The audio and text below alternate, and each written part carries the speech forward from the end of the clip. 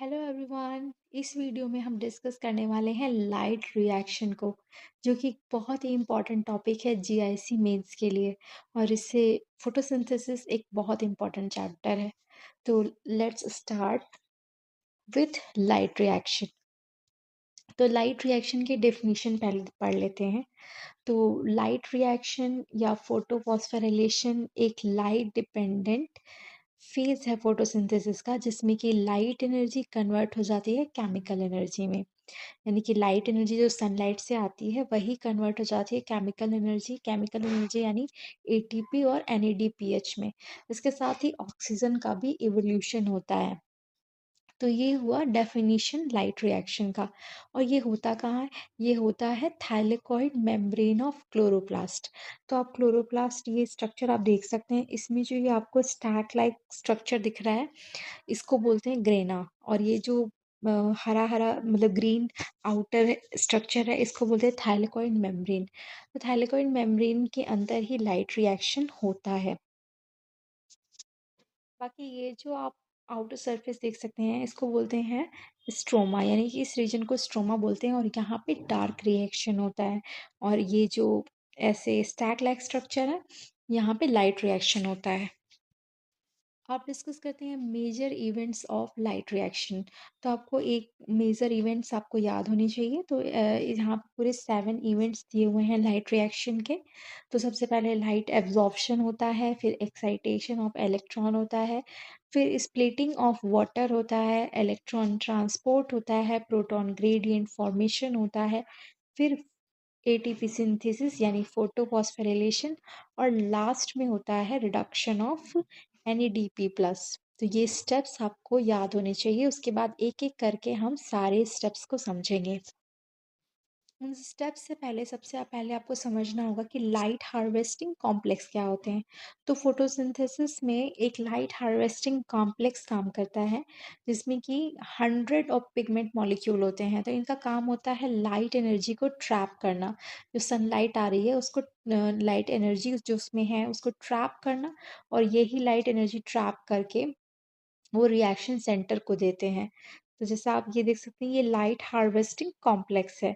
इसमें ये बीच में डार्क ग्रीन कलर का रिएक्शन सेंटर है। तो ये सारे पिगमेंट्स एनर्जी को एब्जॉर्ब करते हैं और सब अपनी एनर्जी बीच में सेंटर वाले रिएक्शन सेंटर को ट्रांसफर करते हैं। और रिएक्शन सेंटर में केवल एक क्लोरोफिल ए का मॉलिक्यूल होता है। तो फोटोसिंथेसिस में दो प्रकार के आपको लाइट हार्वेस्टिंग कॉम्प्लेक्स मिलेगा, फोटो सिस्टम फर्स्ट और फोटो सिस्टम सेकेंड। तो जो फोटो सिस्टम फर्स्ट होता है, इसका जो मैक्सिमम एब्जॉर्प्शन होता है वो 700 नैनोमीटर पे होता है। और फोटो सिस्टम सेकेंड का जो मैक्सिमम एब्जॉर्प्शन है वो 680 नैनोमीटर पे होता है। अब बात करते हैं मैकेनिज्म ऑफ लाइट रिएक्शन की। तो सबसे पहले क्या होगा? Light absorption and electron excitation. तो सबसे पहले जो लाइट हार्वेस्टिंग कॉम्प्लेक्स है, वो एनर्जी को, सनलाइट को एब्जॉर्ब करेंगे और वो सारी अपनी एनर्जी रिएक्शन सेंटर को दे देंगे। रिएक्शन सेंटर के पास सारी एनर्जी आ गई, जिससे क्या हुआ, रिएक्शन सेंटर जो जो क्लोरोफिल ए था, उसमें जो है इतनी एनर्जी पाके इलेक्ट्रॉन जो है एक्साइटेड स्टेट में चला जाता है। जब इलेक्ट्रॉन एक्साइटेड स्टेट में चला जाता है तो फिर वो ट्रांसफर हो जाता है प्राइमरी इलेक्ट्रॉन एक्सेप्टर को। तो अब जब इलेक्ट्रॉन ट्रांसफ़र हो गया प्राइमरी इलेक्ट्रॉन एक्सेप्टर, तो फिर यहाँ पे जो इलेक्ट्रॉन था, वो इसका इलेक्ट्रॉन तो चला गया, तो यहाँ पे तो इलेक्ट्रॉन की कमी हो गई। तो इस इलेक्ट्रॉन को कौन पूरा करता है? तो इस इलेक्ट्रॉन की कमी को पूरा करते किया जाता है बाय स्प्लिटिंग ऑफ वाटर। तो वाटर की स्प्लिटिंग होती है, हाइड्रोजन आयन, ऑक्सीजन और 4 इलेक्ट्रॉन इससे रिलीज होते हैं। तो जो इलेक्ट्रॉन की यहाँ पे कमी हो गई थी, वो उसको ये इलेक्ट्रॉन जो यहाँ से रिलीज हुआ वो उसको पूरा करता है। यानी कि रिएक्शन सेंटर का जो इलेक्ट्रॉन प्राइमरी इलेक्ट्रॉन एक्सेप्टर के पास चला गया था, अब इसके पास इलेक्ट्रॉन की कमी हो गई, तो वो पूरी होती है बाय स्प्लिटिंग ऑफ वाटर।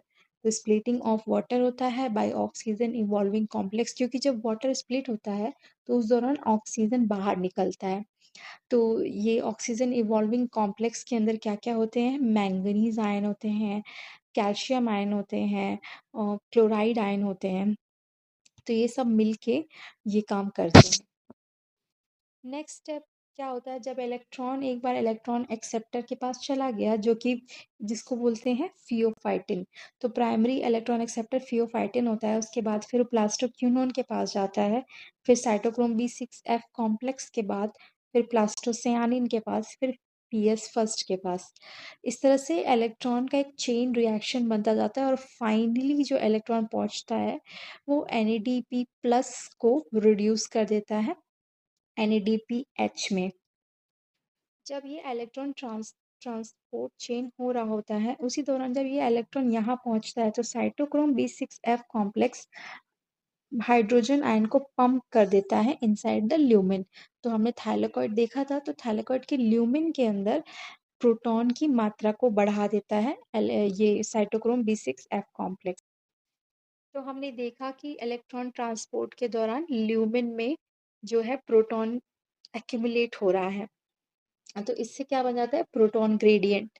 तो जैसे कि ल्यूमेन में जैसे जैसे इलेक्ट्रॉन यहाँ से यहाँ जाता जाता है, तो ल्यूमेन में उतनी ही बार प्रोटॉन पंप होता जाता है।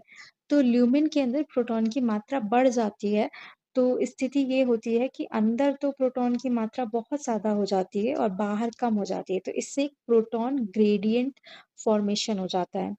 तो प्रोटॉन ग्रेडियंट फॉर्मेशन करने में 2-3 चीज़ों का रोल होता है। जैसे कि जब एक तो मैंने आपको बताया कि हाइड्रोजन आयन पंप हो जाता है बाय साइटोक्रोम B6F कॉम्प्लेक्स। इसके अलावा जब फोटोलिसिस के दौरान भी जब वाटर ब्रेक होता है तब भी प्रोटॉन रिलीज़ होता है और ये प्रोटॉन भी ल्यूमेन के अंदर ही एक्यूमुलेट होता है।